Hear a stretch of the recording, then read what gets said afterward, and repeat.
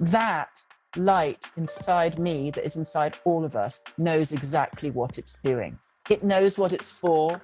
It knows how to help. It's wired into the mainframe. It's not in any illusion of separation.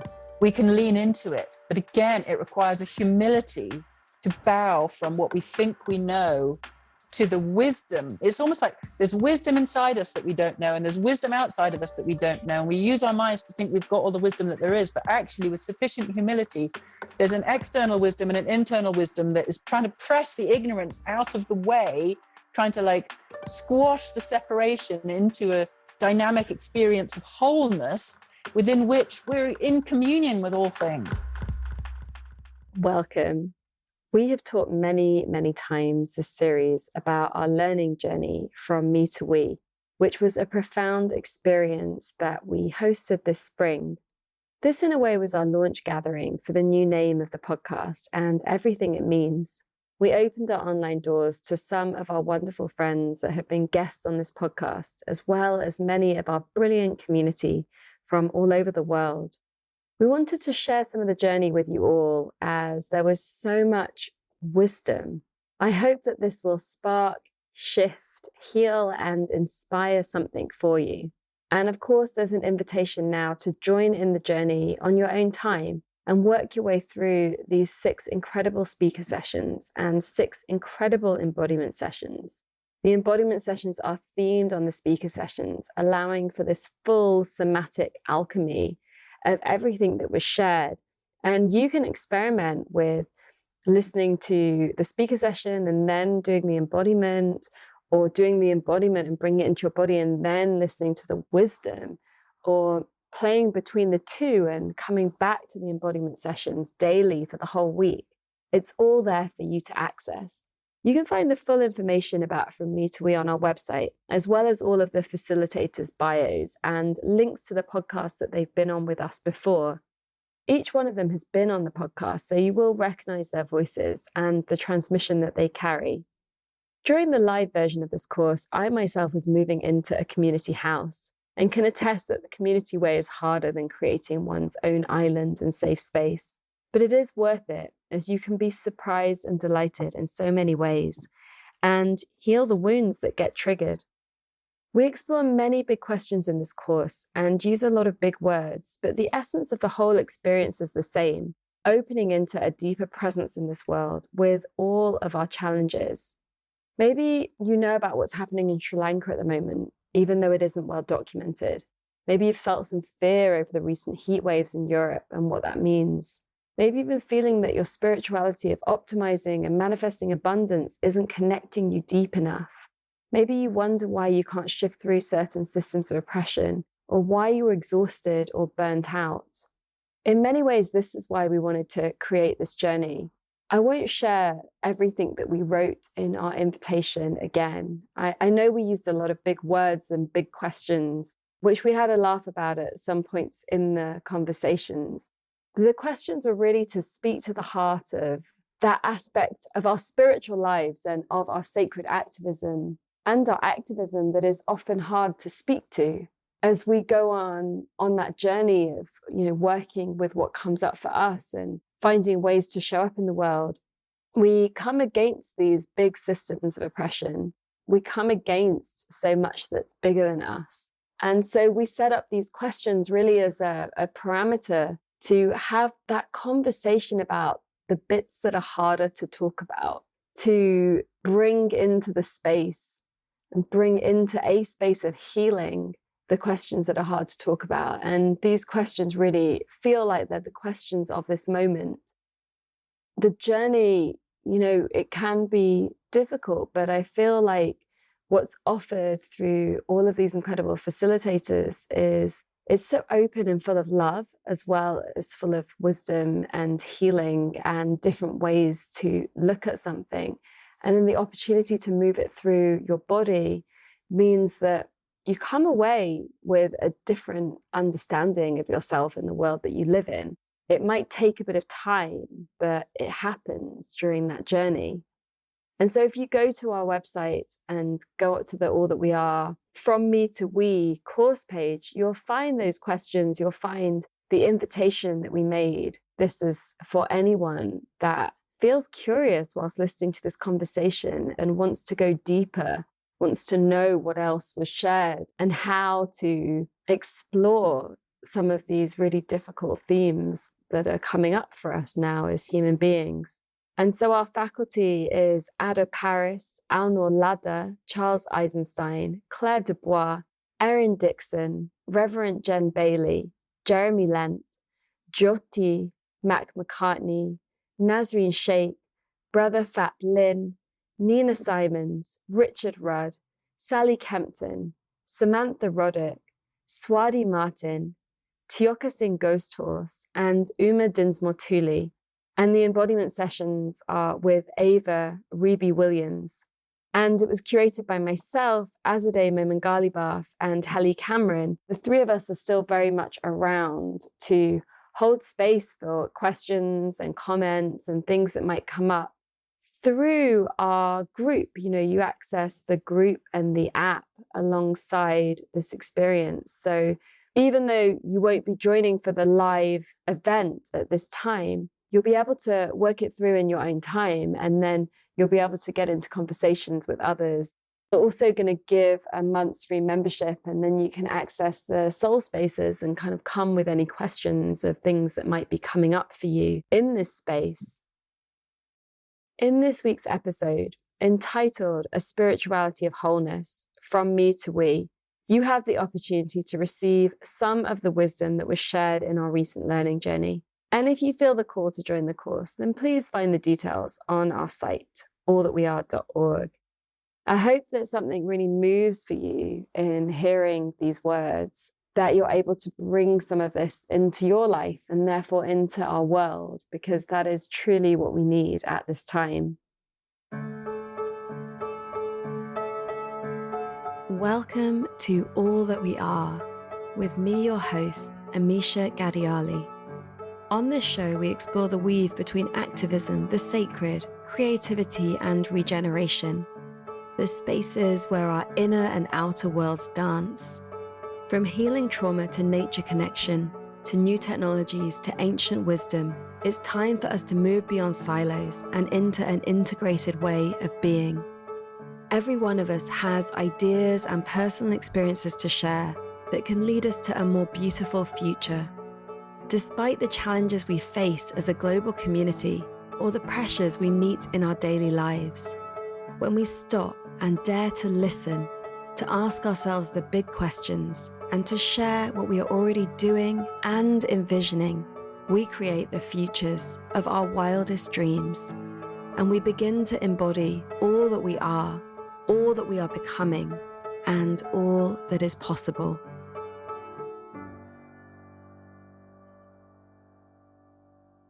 Hi, I'm Helly Cameron, and I had the honor and joy of co-curating this learning journey with Amisha and Azadeh. And I wanted to share a little of our intentions as we embarked on the curation process, also of my reflections from the shared experience of the journey. It was so powerful and such a beautiful reminder of what it is to really enter into community with the heart and with no expectations of answers.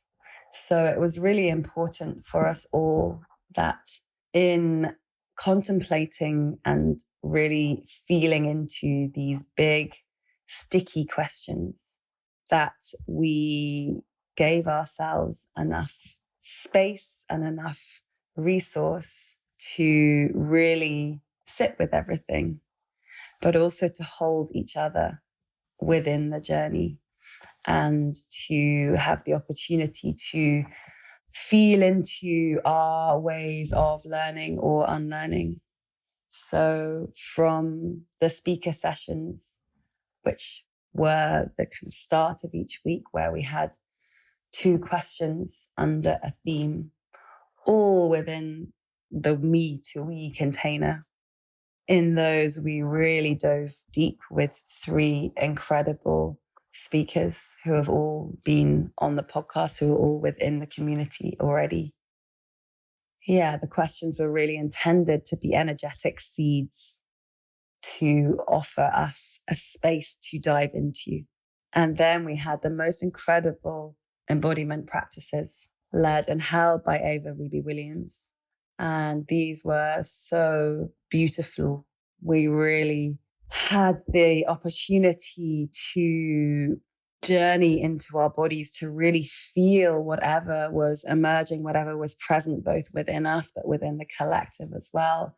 And to gently integrate and land these seeds and these deep wisdoms that had been shared earlier in the week. And then we had our salon sessions, which were again a really powerful reminder of community and of the gifts that we can all share when being held together in a safe space. And that was an opportunity for us all to give voice to anything that may have emerged through the week, anything perhaps that wasn't sitting comfortably. Yeah, and then we also had our online space, which again gave us the opportunity for further reflection, for ongoing conversation, and a space where we could all support each other. And in that space, also just recognizing how much magic was emerging within our collective field and that dance between our inner and outer worlds. And I think that's a big reflection for me now at the other end, and having this amazing opportunity and gift of re-listening to all of the sessions and really remembering how deep they all were and how different they all were as well. Even though we had themes that danced all the way through the 6-week journey, all of the voices brought so much, and everyone was really authentic to themselves. And that's exactly the kind of space and journey that we wanted to create. We wanted it to be alive with each of the individuals that were forming our collective as we journeyed from individual to collective. This wave, this expansion and contraction that happened within each week, that was happening within our journey, really gave way to a kind of dissolving of these divisions, to a softer, more liminal space to both give and receive within and really be in our hearts. I think can be easy and, tempting to just really go into the mind when we're on a learning journey as such. And this felt very different and was a really, again, potent reminder of how much more we can explore and give and receive when we are truly in the heart. And actually that this journey was one of collective unlearning, of letting go, of sitting with it all together and honoring whatever emerged from week to week. So I'm left feeling extremely grateful and humbled by the whole experience, and excited that we can now share it with more of you. So thank you to each and every one of you for journeying with us. The question I sit with, and this is really at the intersection of spirituality and politics, is like, why did we choose to incarnate in the bodies and the DNA lines we did? Why did I choose to incarnate as a male? And I'm not even saying I believe I chose necessarily, but just to suspend disbelief for a moment of contemplation and inquiry and ask myself, like, okay, why did I incarnate in a white body or a brown body or a female body or a cisgendered body or whatever? And what redemption work wants to happen through me? And to have incarnated as a white person in a time of peak white supremacy, let's say, or as a male in the time of peak patriarchy, has implications and has consequences. And if we spent even just a quarter of the time we spent on trying to understand the historical structural drivers of where we are as we do on self-help, we would probably already have a revolution on our hands. But because it's uncomfortable space, we often don't do that. And so I don't think that the spiritual work is over here, and then the work around dismantling systems of oppression and white supremacy and patriarchy and inequality and poverty and these things are over here. They're completely interconnected. And part of the work of what it is to be an activist, if even such a title is useful anymore, is how do we create a world in which 7 billion or 8 billion human beings have access to the things the new age world has access to? Because, if the majority of the world was not trying to keep body and soul together, we'd have a creative spiritual renaissance on this planet. New Age spirituality really has another religion. So I think it's very challenging to actually trial a religion, because religions are made of people, really. 100 years ago, we could be here having this conversation on dismantling Christianity, and maybe 100 years from now, dismantling Islam or whatever, So what I see is that, there is the beauty in the diversity. New Age spirituality is just one other of them. And as with everything, it comes from good intentions, because at the end of the day, it is rooted in all these different traditions. But more the challenge is the structures that come on top of it and the mentality. And I think this is really more about us as people than about the religion itself. I don't think it is about New Age spirituality, because fundamentally there's nothing, from my vantage point, there's nothing wrong about the various tenets of it, because New Age spirituality also has evolved. The way it is practiced today is different from how it was practiced in the 70s when it emerged, and even earlier when the kind of 19th even century when were the first whispers of New Age spirituality. So it's really about ourselves, because it doesn't matter what type of spirituality you layer on top of ourselves. We'll find ways to turn it into consumerism, just because we are currently in a consumerist society. We're going to appropriate cultures and not respect the other.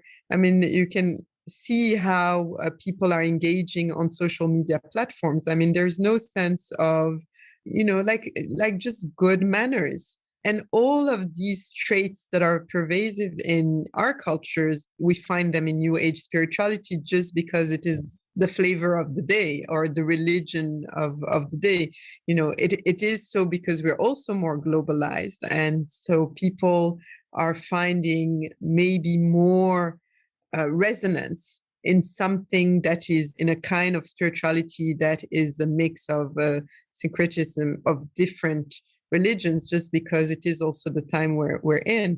So I think it all goes back to really ourselves, in terms of how are we showing up in the world as but as we, to come back to the theme of this journey all together, is how do we show up and how do we actually dismantle within ourselves, but also within the institutions and the structures around us, how we dismantle these traits that are oppressing or destroying, or that beauty that's around.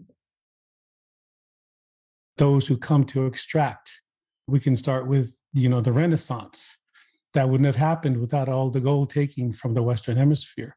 So Europe would not have flourished without taking. That's New Age spirituality. Like the New World mentality, the New Age mentality, it doesn't need to be dismantled. It's already doing its own process. It's falling in.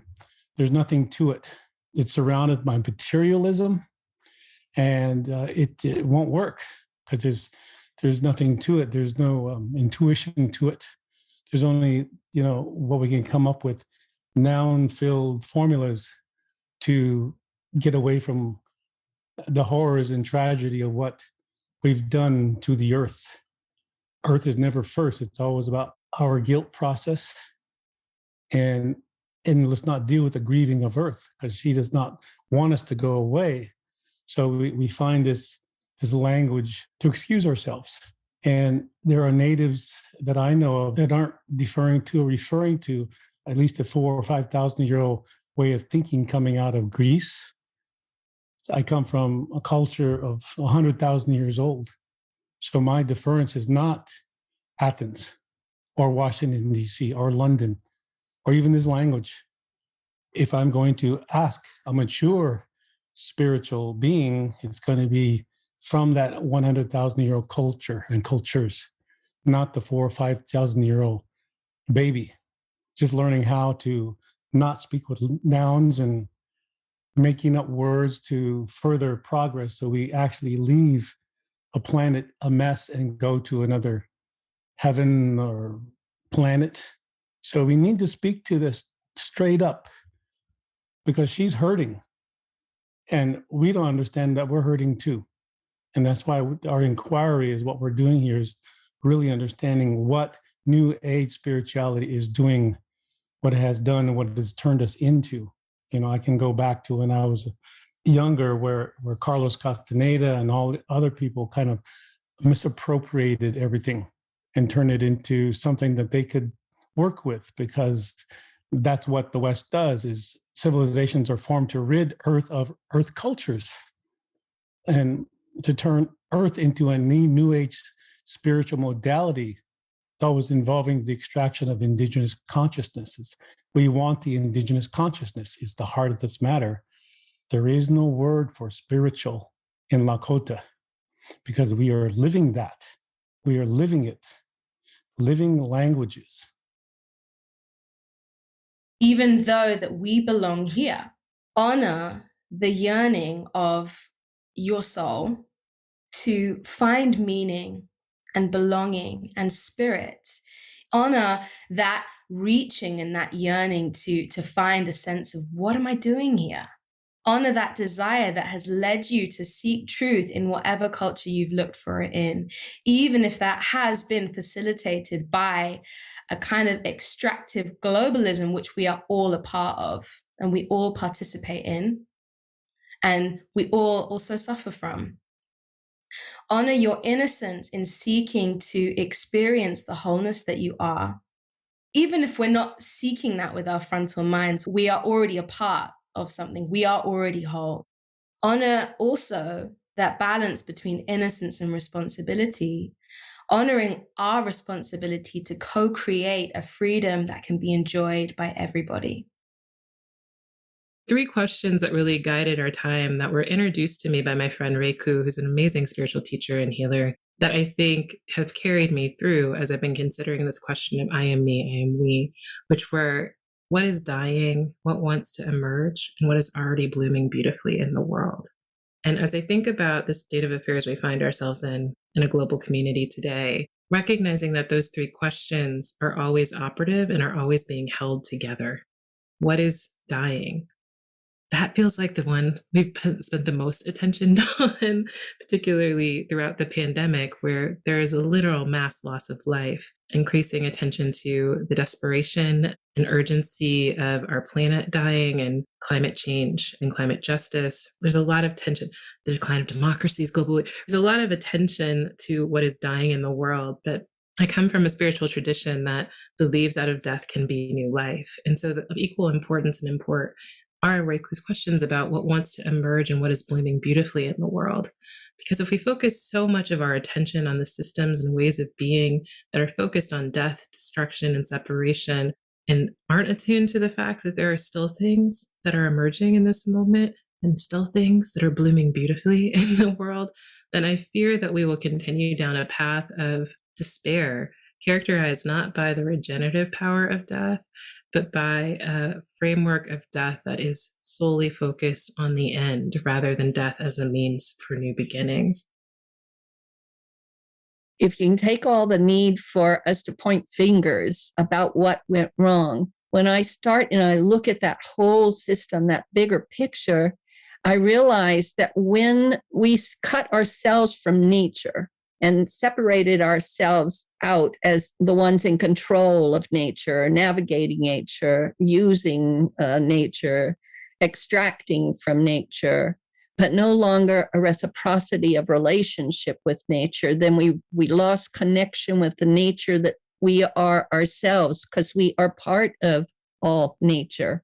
And that, I feel, is where we're beginning to do the healing work, this profound, deep healing work, where all this stuff has to bubble up so it gets made visible because when something's unconscious in it, the way I've been taught, when it bubbles up and it becomes visible, that's when consciousness sees itself again. And then the reintegration process begins and the healing is upon us. And we must have that courage of heart in order to really embrace that moment.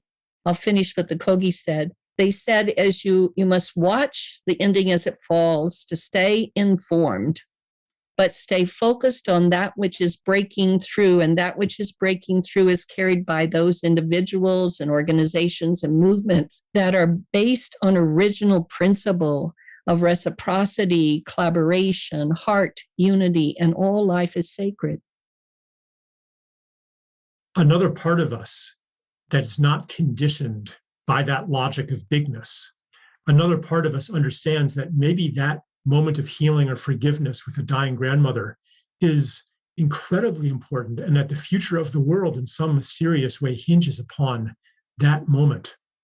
And that there are beings, maybe this touches on the anthropocentrism question, Amisha, there are beings witnessing us all the time that take note and that feed us, feed our knowledge that this is important and help guide us when the received guidance system of modern society, which is ultimately a colonial system, leads us astray and obscures the voice of the heart.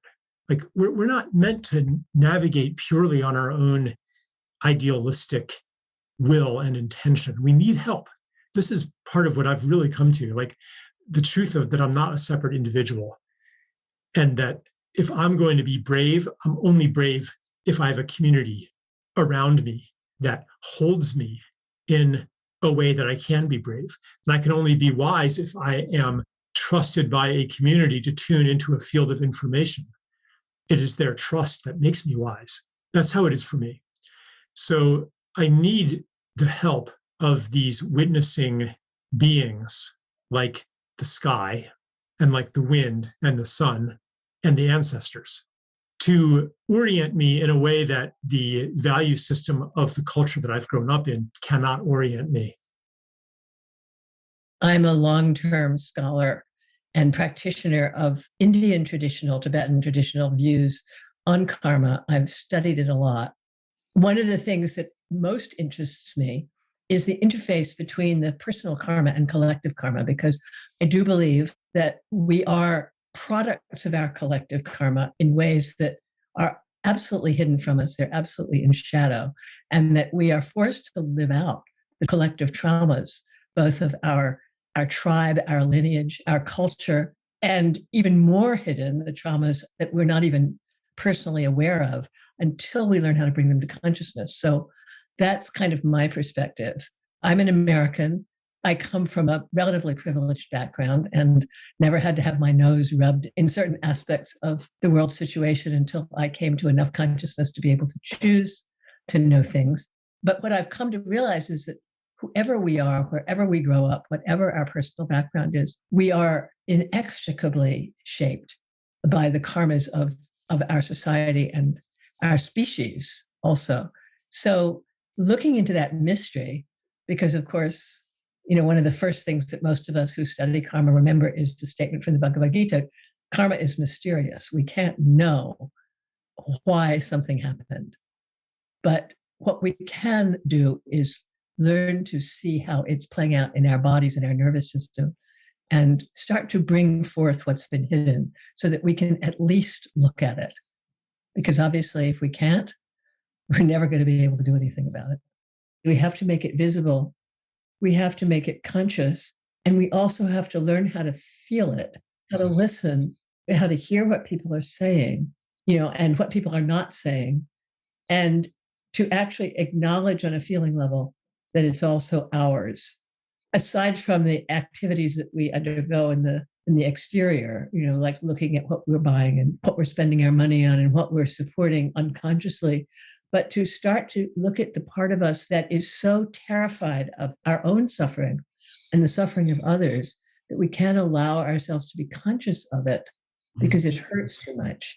So somehow there's a recognition that I think is part of why this gathering is happening, how we can feel first so that healing on an external level and also on an internal level is possible, because we all know that it's the numbing, it's the internal numbing, it's the internal ignorance that is what keeps us from actually acting in the external world in a way that actually takes account, of the suffering and the joy of the world around us, the other beings in it. So that question of how we feel and how we heal those feelings, both internally and externally, seems to me like it's at the heart of it. If we look to this notion of how our dominant culture is designed to numb us, what we see in mainstream culture is many people, because they close themselves off to what they're actually feeling beyond a very, very superficial layer of the feelings have to be really strong to break through the kind of layer of the sort of concrete barriers that they put within them. So oftentimes I think people will feel these deep places of suffering, but will just turn them off. They won't respond to them. They won't recognize them until something happens, when all of a sudden they get a heart attack, or, again, just like the feelings have to be really hard to break through. The dis-ease, if you will, has to be really extreme to break through their own internal numbness and barriers.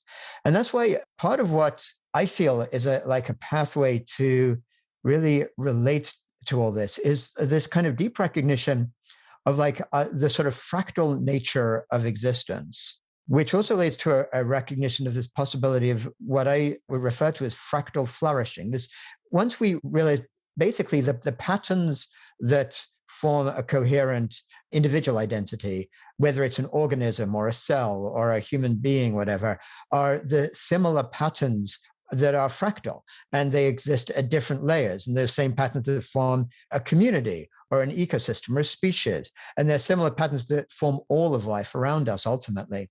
When we realize that what we are basically is not the stuff at all, but we're actually different layers of these patterns that are dynamic, and that leads to this recognition of this epigenetic karmic connection with the suffering of the past or the actions of the past, because the patterns flow through. In just the same way that if you look at a river and you look at these eddies, there seems like there's something stable about the eddy. Actually, the water itself is different from one moment to the next, but the eddy remains stable. And similarly, these patterns stay with us. But if we then expand those patterns outwards, we realize that oftentimes in conscious communities and people who are engaged in what's going on, in activism especially, there's always a sense of this, the suffering is so great out there that almost like I don't deserve to feel good within myself, because how can I allow myself to really feel what you were describing earlier, Sally, like that ecstasy or that love, when there's so much terrible stuff out there. And I've been caught in that time, in that sort of conundrum many times. Like every time, I feel into something deep, deep positive space, like something clicks on, how can I even think that's conscionable when there's so much suffering out there? But the notion of fractal flourishing comes at it in a different way. And it recognizes that actually, once our identity has expanded to all these different fractal layers, we realize that rather than one layer being able to flourish at the expense of the other layer, it requires all the layers to flourish. Like if you look at an ecosystem, the organisms within an ecosystem, when they're all flourishing, when the different parts of each organism is flourishing, and when each cell is feeling healthy, the whole ecosystem itself is at its most flourishing. So similarly, we realize that if I'm flourishing, and if I turn some of my attention towards my own inner well-being, that doesn't have to be at the expense of those other layers. It actually enables me to then put myself to the service of all of life. And then we also recognize that for society to flourish, we don't have to sacrifice for society to become better. Actually, our own well-being is part of that. So I feel that that's a really important message to get out there into the mainstream culture, which often thinks that everything is a zero-sum game, when in fact it's the opposite. It's all a positive-sum game of mutually beneficial symbiosis. It's very interesting for me to talk about karma, being born in a village which is just a few hours away from where Lord Buddha was born. As I travel around the world and I see that how his messages and his philosophies are deeply rooted in this higher consciousness and awareness. When I look back to my community, I feel like, what did we do to come to a place where we are at? We're seeing like completely women having no voice, and children are being abused, and young girls are being forced into marriage. What karma are we playing? What is happening to us? Do we even understand what karma is? I feel that in my community, we have completely misunderstood karma, the word karma. And we think that if they're facing poverty, or if they're disabled, or if they are going through hardship, we immediately tell them like, oh, you have done some horrible things in your past life, so that's why you're facing it. And people, instead of being responsible and accountable for the situation, they blame those children, or they blame those marginalized women, and they let them be to suffer. And we think that that's not our responsibilities. To understand a real karma, I think it is such a privilege. I just want all of you to really thank yourself to be in a place where you can understand a bigger meaning of a karma. I will take an example of clothes because that's the best way I can relate. So when I was 9-year-old in my community, I had basically like two choices. Either I run away from the village, or I get forced into marriage. And both of those choices puts me into danger. I decided that if I maybe leave the village, I will have a different options, some other opportunities. And that's how I ended up in capital city of Nepal, Kathmandu. And I ended up in 10 by 10 room with 6 other people working and producing not hundreds, but thousands of garments, stitching same thing over and over and over, and thousands of times, working almost 12 to 15 hours a day. That's when I really started to not understand anything, but speak to myself. And I started to really talk to those clothes that I was making. And I was saying, like, whoever will wear these clothes, I hope they can feel me as a human, or I hope they can feel my blood and my tears or my suffering. That how does it feel like sleep on the pile of clothes that I'm making? Can people feel me through these clothes and know that the food that I'm eating, my food is being chemicalized by the dust of the clothes that I'm making? Can people see that and feel that? And time passed by, and after 10 years later, I come to America and I walk to these major department stores, and I see that how that karma is playing a part, that physically we feel very safe and we can buy whatever we want, but emotionally and energetically, I saw that how people were so depressed, even though there was so much abundance of need, and almost shopping has become an addiction where people need to feel good to go and just shop, to feel good for a moment and not be at all responsible of where this come from, who makes it, at what condition. And I felt like that karma was very invisible. It was physically torturing me in Nepal as a child, and my childhood was being stolen in that suffering. What's interesting actually about these questions going from individual to collective, my journey, my personal journey with Tree Sisters and becoming the front woman for a global movement and working so focusedly on the collective, how you work with the collective and how you elicit the collective and how you help people to start feeling their interconnectedness and how we start to operate like the forest floor, which is how I hold us as a humanity, that we have this capacity through the energetic tendrils of our essential nature, which is oneness, to become like the forest floor, and that the forest floor and nature itself is like this endless energetic reservoir of presence and creativity and love and all the rest of it. And yet still in that field, trying to accomplish that, I've managed to burn myself out to the point of frazzle, because I've been trying to take this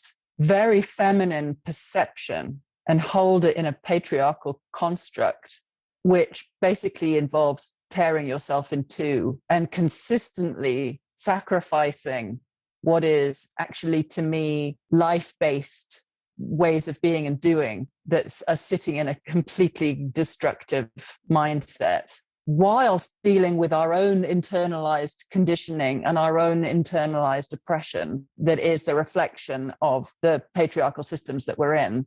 Burnout is a thing. It's a thing. It's a massive thing, because it's what we're doing to our planet. We can only be doing it to our planet if it's been somehow made acceptable for ourselves. And that is only a reflection of our severance from the sacred. But my individualness is not separate remotely from the collective. Even though I might feel that it is, it's impossible. It can't be, because we're all moving collective process, collective trauma through our bodies in all moments. And we all know, whether we feel it or not, that the truth, the only truth, is complete interconnectedness. There is no separation. The only separation there is what we do with our minds. From the very basic level of, we are all the water that's always been here since, there's no extra water that's arrived from anywhere else. So we're all full of the same water that moved through the bones of the dinosaurs. We're all here, like it's all the same water. These bodies that we have are made off the planet. Like nothing else came in from anywhere else to turn us from this big to, 6 foot, whatever we are. It's like we're made of the planet. There is no separation at that very physiological, earthy, like stuff. There's no separation from the cosmos that holds us, the spirit that illuminates us, the oneness that is infusing that physicality that we've got. And so, as my mum always used to say, the truth will out. The truth will out. It'll always come out. Therefore, the truth of our interconnectedness, which is the river that bonds us all, which is the only real truth, can only be suppressed by our idiotic separation mentality for so long, because it's got to come topside, because it's the only truth. And yet I know that as I dismantle the traumas or work through the traumas that my personality has been built on as a survival mechanism, which is all of us, as those traumas are, I don't even know what the right word is, let's say filled with love, because I don't know that we ever get over it, really. As more of me is pressed into that place, then all the constructs that I've created to manage that are crumbling. And that's really interesting, because that essentially is what we're asking to happen in our world. The constructs that are holding us out of right relationship with all that is are actually over the top of this massive trauma, multifaceted trauma, and all the lies, the lie of racism, the lie of all of it. As we press our love in so that we can hold ourselves and each other, and it really is each other. I mean, I can't hold myself through this without being aware of every woman that's been trafficked, every child that's been trafficked. It's like I am all of that. As we're pressing our love into the lies, the constructs that hold the separation in place can only crumble. And that's what I'm beginning to realize, because I've had this whole conflict of, but how can I stop working when everything's collapsing? And it's just like, Claire, you have to. What use are you going to be if you're collapsing? But then inside my own collapse, oh my God, this is so useful. Like, this is everything. This is all I want. This is where I'm going. Like, there's nothing else apart from the dismantling of myself. Like, I have to be dismantled completely, and then trust that whatever arises out of that is going to be of use somewhere along the line. I use a technology of Yoga Nidra, of the yoga of sleep, which helps people become aware of that magical liminal moment. And it's at that point that we all connect. So my understanding of the collective Dharma is a lot about dream, and people who are tired cannot dream in the same way. We're sold dreams that replace the dreams that come from the body of the earth and the body of our ancestors. When we rest upon that, that's when we connect. And I feel the connection that we've had here, all of us, I mean, how extraordinary is it? The privilege that brings us into this space. My intention is to perhaps consider how we might spend that privilege. I don't know what else to say other than that, because it's so simple, and it's in that we dream and connect. Isn't that where you are everywhere or nowhere? in all places and in all times, with all peoples and all faces and all hearts, and in our resting space, we're all of those. We can be everywhere. It's a wild abundance that is already rewilded. So if with joy and relief, I can encourage even one person to take even 20 minutes of a nap, then that will be some small space towards the restoration of the rhythmic cycles.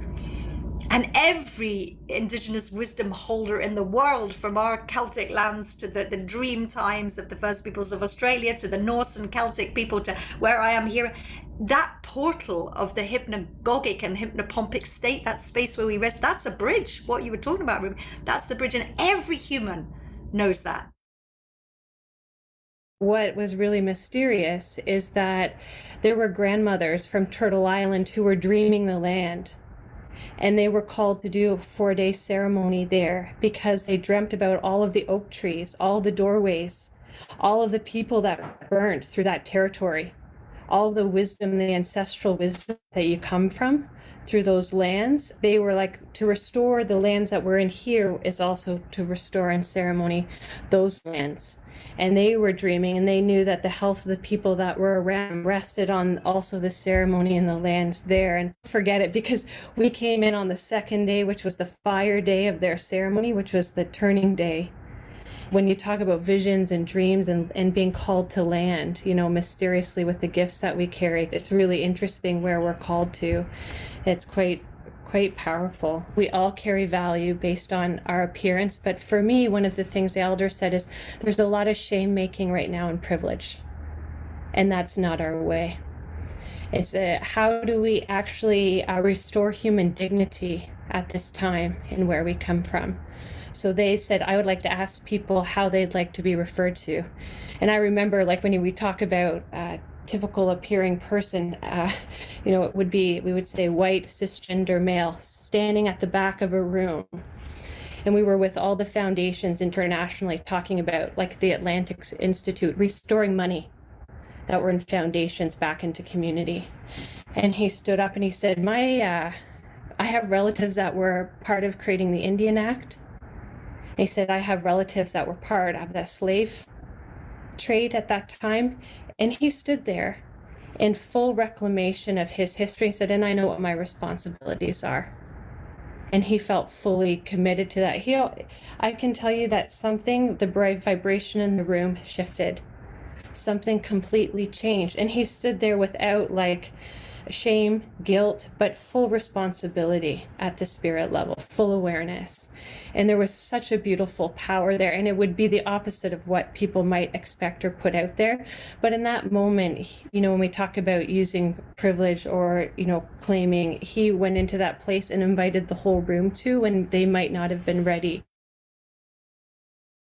Somehow this state our world is in has something to do with our way of thinking. Like, worldview is not a neutral thing. It's not something you sit in an armchair and just kind of like, it doesn't change the world. The worldview that we have individually and collectively, especially collectively, produces our world to some extent. This view that we've had of ourselves, it's also a self-view, a view of what a human being is as a competitive, selfish, individualistic entity, and the view of matter as being basically dead has allowed us to desecrate and despoil our mother, this beautiful planet that we live on. And so if we want to live in a different way, if we want to live in a kind of society that doesn't do those things, that venerates, that respects, that nurtures, that a society of compassion and love and inclusion and respect and reverence, well, then we have to change our way of thinking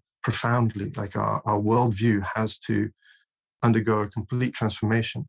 And that's not an intellectual thing.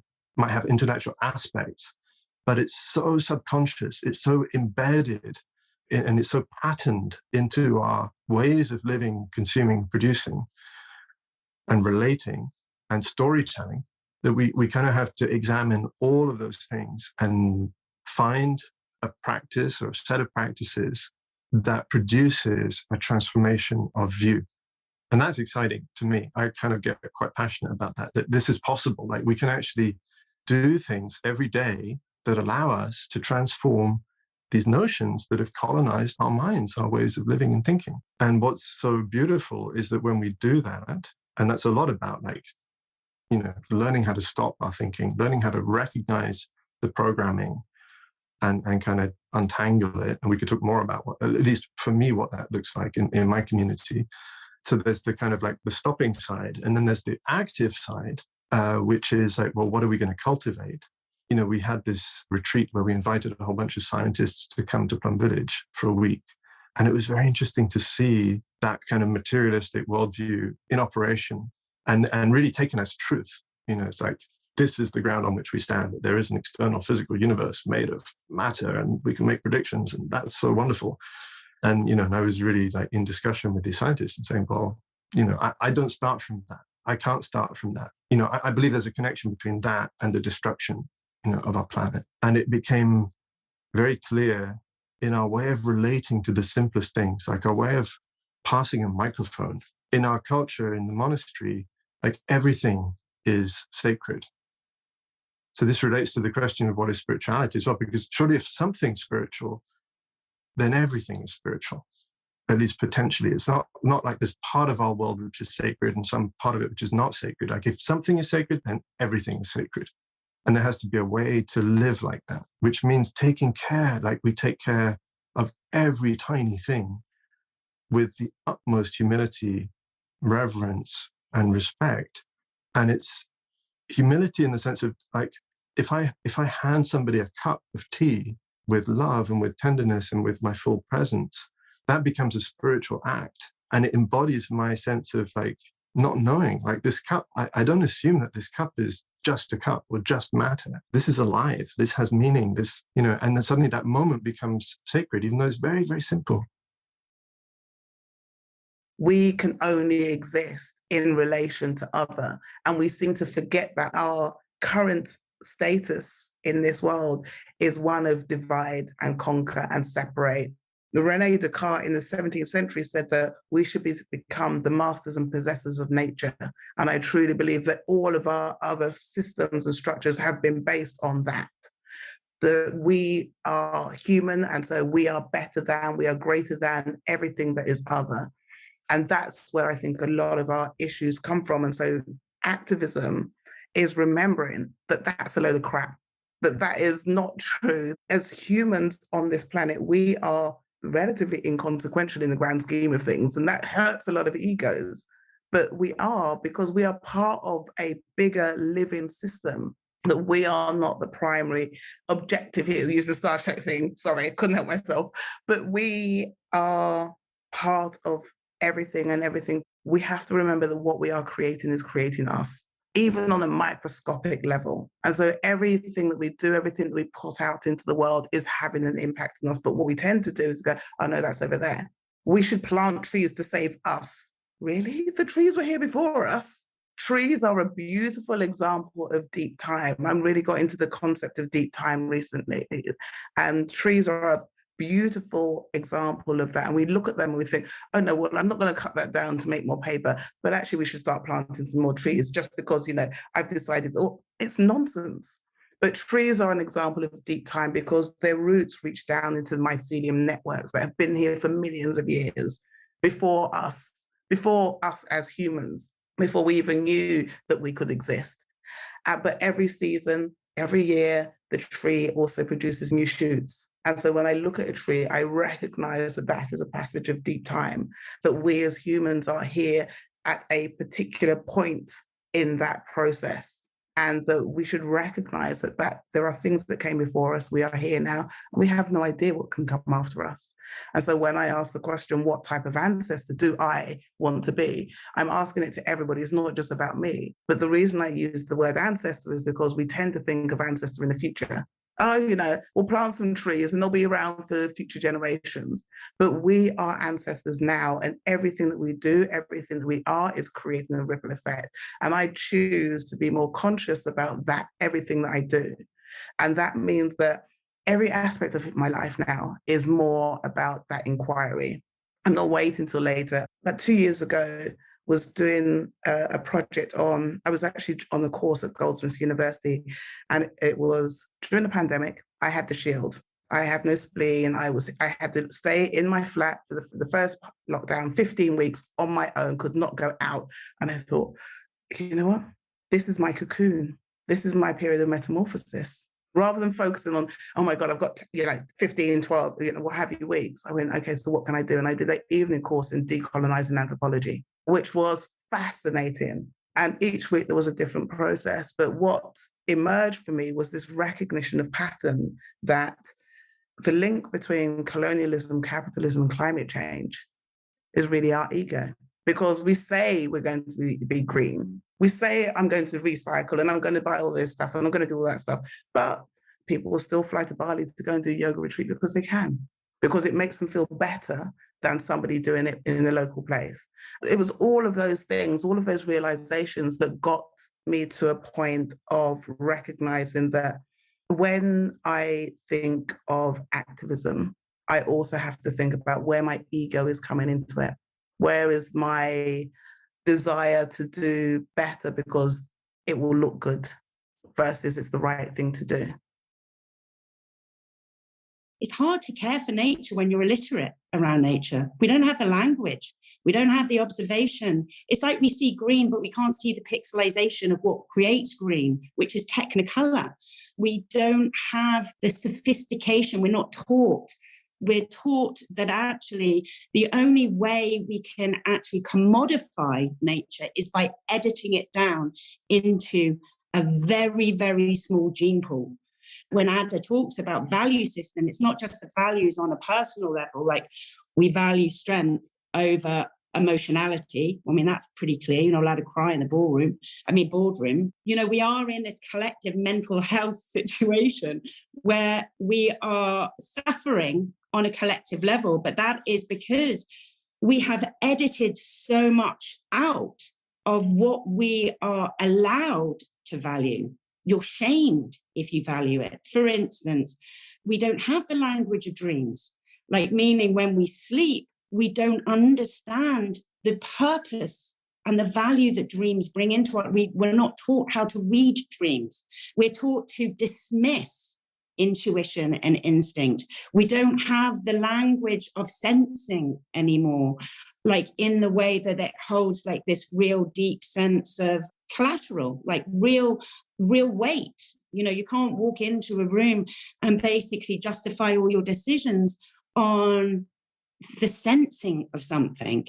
These are things are thought of as irrational, like there's rational and irrational, but actually the irrational is actually in many ways ruling.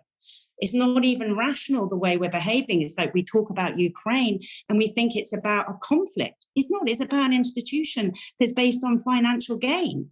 Like you can't have an institution without actually the idea of an increase of market. If one of the largest industries in the world is about conflict, and we're surprised that conflict is kind of being proliferated in our world, well, we've got a whole industry that is basically not being questioned around it.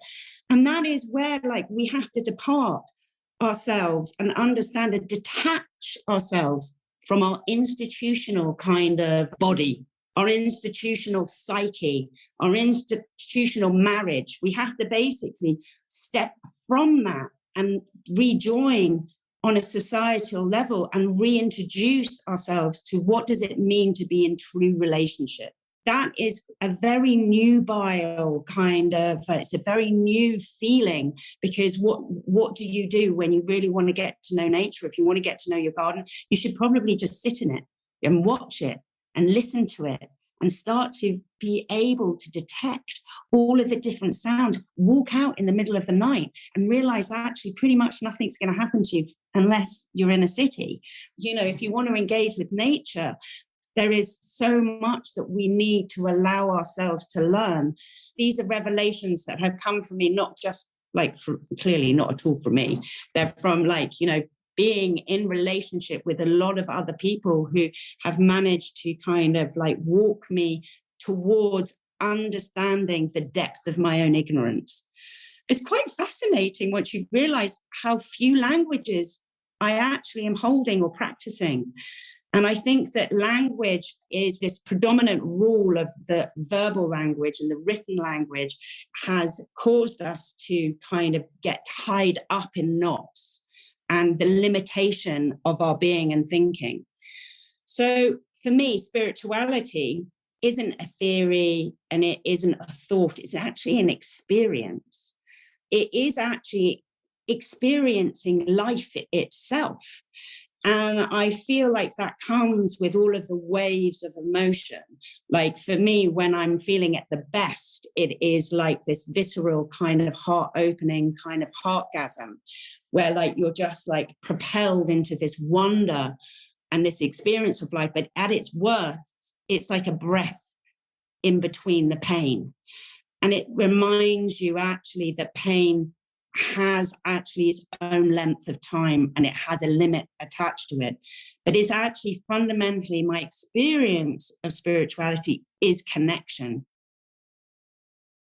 One of my guiding principles has been congruence. I've sought to be as congruent within myself and to show up the same way, whether I'm with a family member or a dear friend or a group of people, in my truest presence and expression. As a practice, I am often scanning the wholeness of myself to see what parts of myself may be undernourished, what parts of myself I may be shortchanging. And sometimes those are physical parts, like exercise or dancing. Sometimes they are relational parts. I try to look at myself as a whole system and see whether all of me is present and see what parts I may need to feed a little better, and reflect in myself how I'm showing up and whether all of me is present.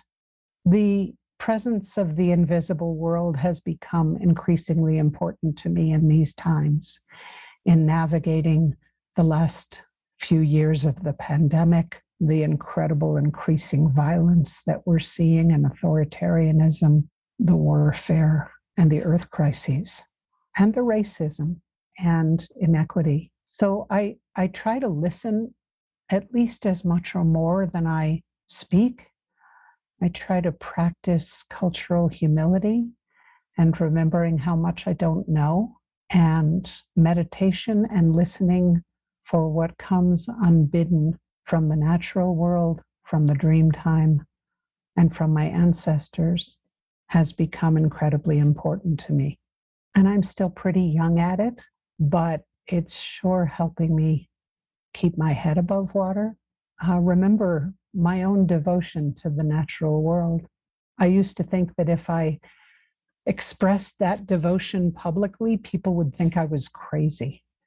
And so it took me a long time to realize that if I had that fear, it was probably something I needed to do. And my devotion to Mother Life is tantamount to my devotion to the spiritual and the invisible world, and to being the best instrument to help heal culture that I know how to be. When I think about a spirituality of wholeness, and our true worth is something that's about wisdom, I'm really interested in wisdom as opposed to knowledge. It's not a technique, it's an art that has been around as old as the hills, and it's the art of contemplation. It's my favorite subject. A contemplative life is usually a life well lived. You know, the difference between knowledge and wisdom is that knowledge is wonderful because we learn so much about the world around us. But wisdom is about learning the world inside us, learning about the world inside us. And so it comes from within as opposed to coming from without. We learn knowledge by looking out and then taking it in. We don't even learn wisdom. Wisdom is revealed from inside us and then comes out, so it's the other way. For me, a spirituality of wholeness begins there. It begins with that art of contemplation. The kind of pillars of contemplation are gentleness. I find that to be an incredibly powerful quality. In the ancient Chinese teachings, gentleness was revered.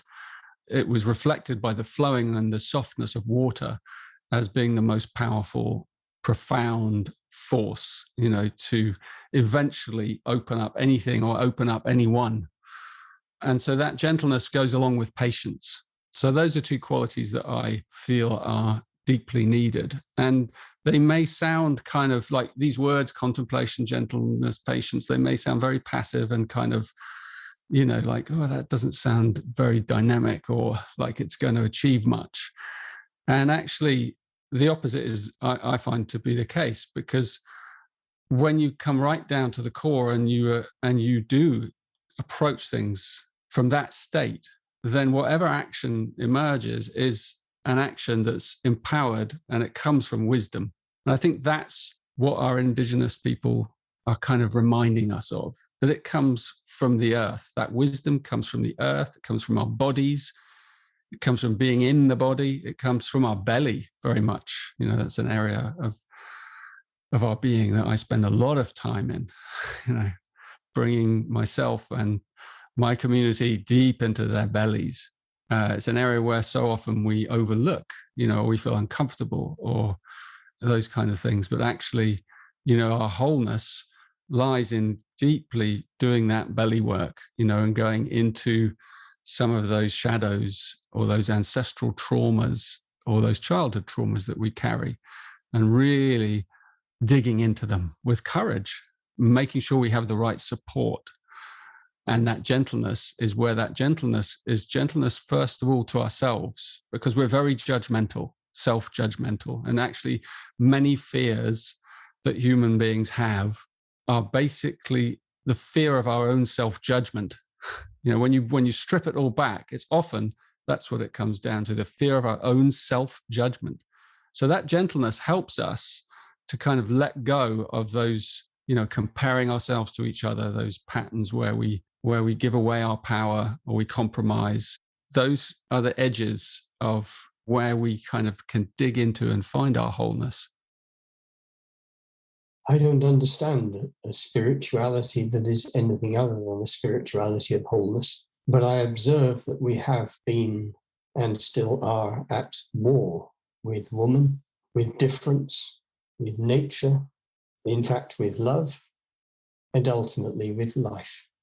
I would say that we show all the symptoms of being a self-harming species, a species that is right now poised, making a choice and a decision about whether or not we go forward, or whether we simply recognize that we have no place in the longer term and we need to be recycled and composted and something else will give it a go, as it were. We sometimes secretly perhaps deride the dinosaurs a little, that they lived on this earth for a huge, vastly greater period of time than human beings have ever been in like a blink of an eyelid. So yes, we do have this extraordinary cleverness.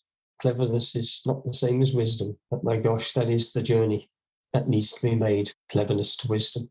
Occasionally, we mistake wisdom for just getting older and a slightly different chemical balance in the body that means that, we've just become a little bit more tolerant.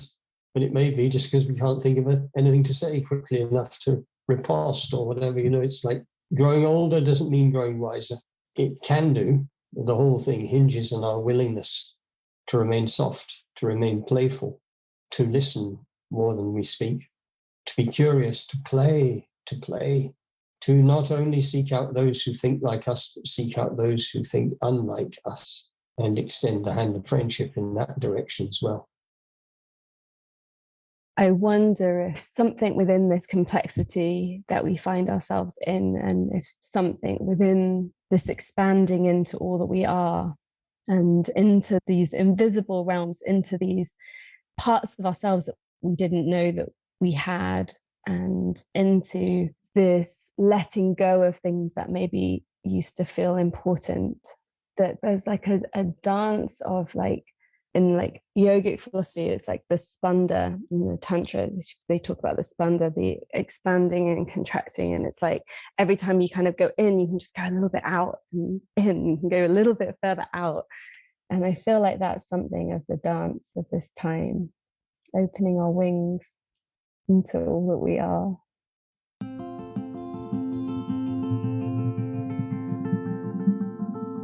we are taking just a short pause here. If you are enjoying this episode, please consider joining our community. For a small contribution, you can be part of our beautiful online world, where we deepen the conversation and offer spaces of learning and practice. As a member, you are a patron supporting the making of this show, and you receive a number of benefits, such as special member-only events and discounts on all our courses, retreats, and in-person experiences. You will have membership to our app and connect with inspiring humans around the world through a social network to discuss the themes of the show away from the eyes of advertisers and the manipulation of big tech. Our membership is what makes us able to stay advertising free in a world that is always trying to sell us stuff we don't need. And it is the very heart of all that we are. Head to www.allthatweare.org/support to find out more. My name is Ruby May and I live in Berlin. I am an educator around menstrual cycle awareness and the embodied activism through that, and a community leader. I was drawn to the From Me to We journey because I feel like the questions and inquiries that it offered are really at the cutting edge of where it feels really potent and much needed to go during these times. It just feels like in our world there's so much like thought leadership, and if we want to be inspired or find out about empowering perspectives on what's happening in our troubled world and how this relates to spirituality and sacred activism, you kind of listen to someone give you information or talk, and it can often feel quite heady.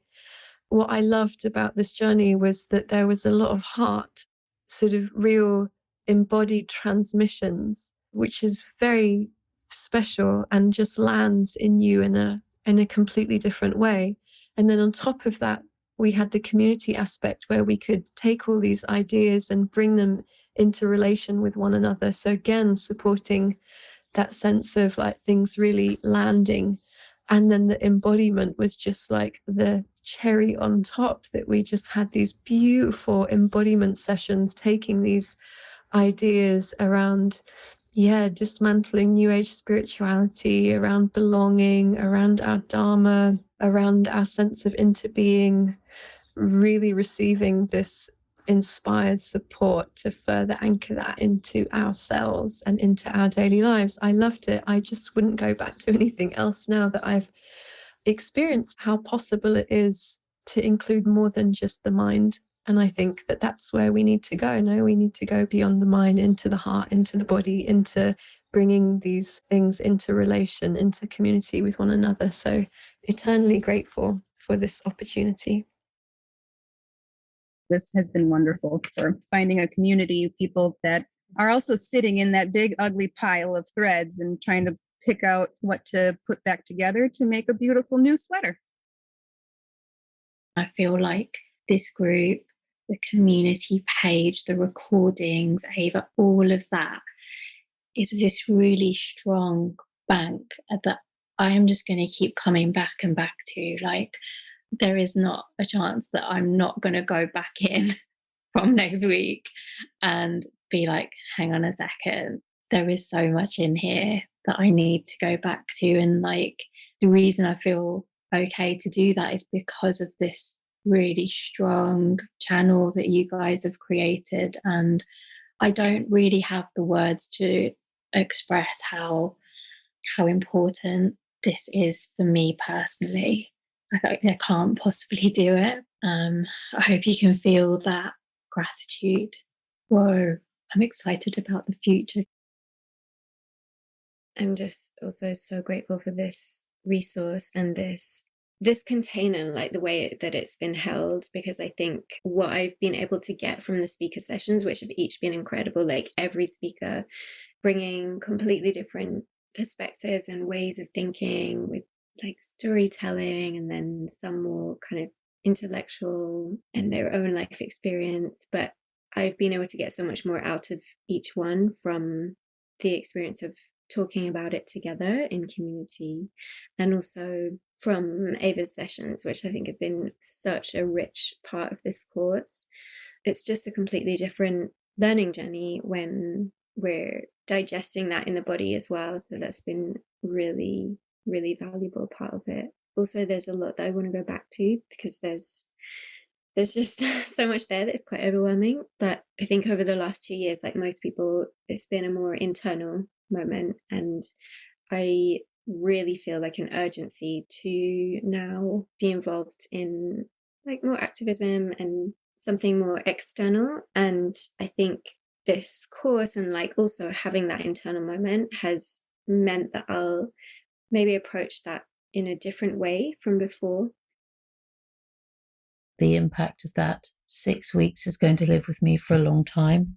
It was an opportunity to be part of a new community, an extraordinary opportunity to be disturbed, uplifted, challenged, affirmed, to try and hold a balance between judgment and curiosity, despair and hope, grief and joy, anger and compassion, all held beautifully by Amisha and her team.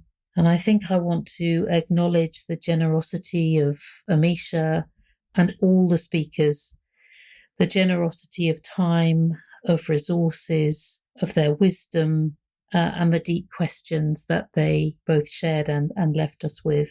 I think the impact was initially overwhelming, but it's a well to return to and draw from, I believe. And I will do that and continue to do that. So a huge thank you to Amisha, to all the speakers and contributors, including all the other participants, for this wonderful 6-week program. I highly recommend it. Hi, everyone. My name is Azadeh, and I'm one of the curators of From Me to We, this powerful journey of learning and unlearning. What am I left with? The word that feels most alive for me right now, or the words that feel most alive for me right now, are privilege and reverence. You know, the privilege of being part of the creation of this journey and to have gone on it with other inquisitive souls who were longing to move through this deep inquiry, committed to be in that space of emergence and willing to sit with the messiness of it, while continually connecting to the sacredness of life in this complex moment that we find ourselves in as humanity and on this beautiful earth. Reverence for the expansive nature of the work that each of us is being called to step into in this time, when so much is dying and yet so much beauty and collective healing is longing to emerge through us in service to all that is sacred. It was such a unique and special journey. Each week we had a specific theme with a specific set of questions, and each session was so powerful and unique in its transmission. Now, I know all of us have probably heard most of the speakers in the past. There was just something quite magical in bringing the 3 speakers together around these themes, again, in the spirit of emergence, and witnessing what insights came through. It was such a privilege to witness that. I was left each session feeling like a sense of deep expansion and a sense that I was downloading real wisdom, not more knowledge or information for my mind, but wisdom. And then it was through the embodiment sessions that I was able to really digest this wisdom and transmute all I needed through my body, my cells, my movement, the way it wanted to express itself in form. And Ava did such an incredible job weaving these elements together. You know, at the beginning, when curating this course, I was expecting and hoping that we would get to answers, you know, concrete answers to the questions and on what to do. And instead, I was left not with more questions, actually, but a more expansive understanding of this time and more capacity within myself to hold the complexity of this time, its pain, and all the beauty that is flourishing, while also leaning more into a space of deeper trust in life and what this moment is calling us to. And one of the key teachings that I think really came through from every session was this deeper connection to the earth and this state of interbeing. All of the sessions ended up rooting us back into the earth and the earth body. And while many of us had the gift of doing this learning journey together live. I really still feel this is a journey that one can also do on their own. As a self-paced journey, you are given the gift of time, because these themes, the questions, the richness of the inquiry, and all the levels of learning and unlearning that they are inviting us into really take time to move through. That was the main teaching for me. I have certainly revisited many of the sessions again, and each time leave with a new nugget of wisdom. And the truth is, no one will be alone through this journey, as there is an online community space and app where we will be there for you as things emerge, and where you can connect with others and, really help to strengthen our community in that space as well by being there. So if any of this resonates and you feel the call or longing to go on this journey, head to allthatweare.org, where you will find all the information that you need to join. I hope to see you there. Much love. And so there you have it, a little taste of From Me to We. This beautiful space is so powerful, and the 6 speaker sessions and 6 embodiment sessions are there for you to enjoy. I hope that this episode has provided some deep wisdom and contemplation for you, regardless of if you join the course or not. If you do, there is an opportunity to go much deeper into all of these themes and to hear the rest of what the speakers had to share and move it through your body. You can find out more about this if you visit our site, allthatweare.org, and visit the courses page. The more of us that go on this journey, the deeper the shift we can co-create as we expand into the we. Thank you for listening and spending your time with us.